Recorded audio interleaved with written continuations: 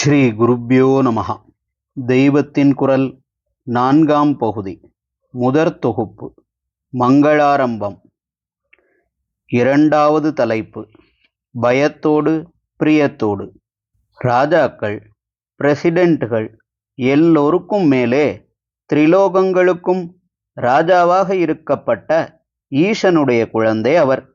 மூத்த குழந்தை, மூத்தது சாது என்று வசனம். அதனால் இவரை திருப்தி செய்வது ரொம்பவும் சுலபம்.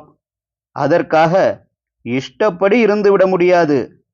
நமக்கு ரொம்பவும் இடம் கொடுத்து போய்விடப் போகிறதே என்றுதான் கம்பீரமான யானை ஸ்வரூபமாய் இருக்கிறார். அதனால் கொஞ்சம் ஜாக்கிரதையாகவும் தான் இருக்க வேண்டும். இல்லாவிட்டால் விக்னங்கள் பண்ணுவார்.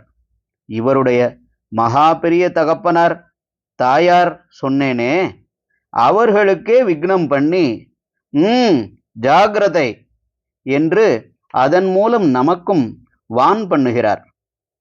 சின்ன எஜமான் என்று பிரியத்தோடேயே கொஞ்சம் பயமும் சேர்த்து இவரை பூஜை பண்ணிவிட்டால் அப்படியே பிரீத்தியாகி விடுவார்.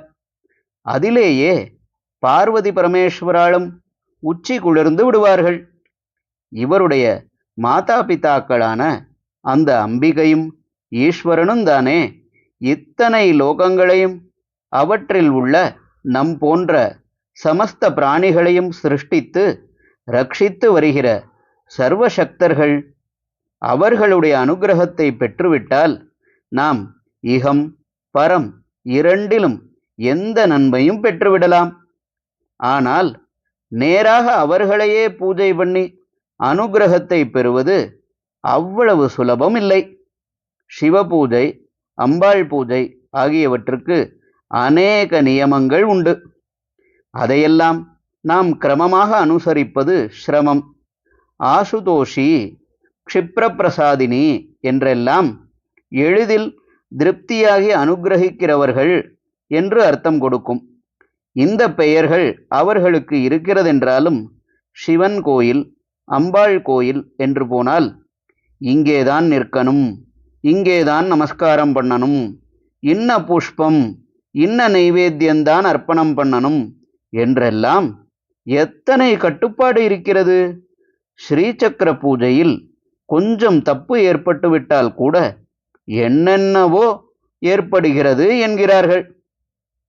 சிவசொத்து குலநாசம் என்கிற மாதிரி வசனங்களை கேட்டாலே பயமாய் இருக்கிறது. ஹரஹர சங்கர, ஜெய ஜெய சங்கர. தெய்வத்தின் குரல் மேலும் ஒலிக்கும்.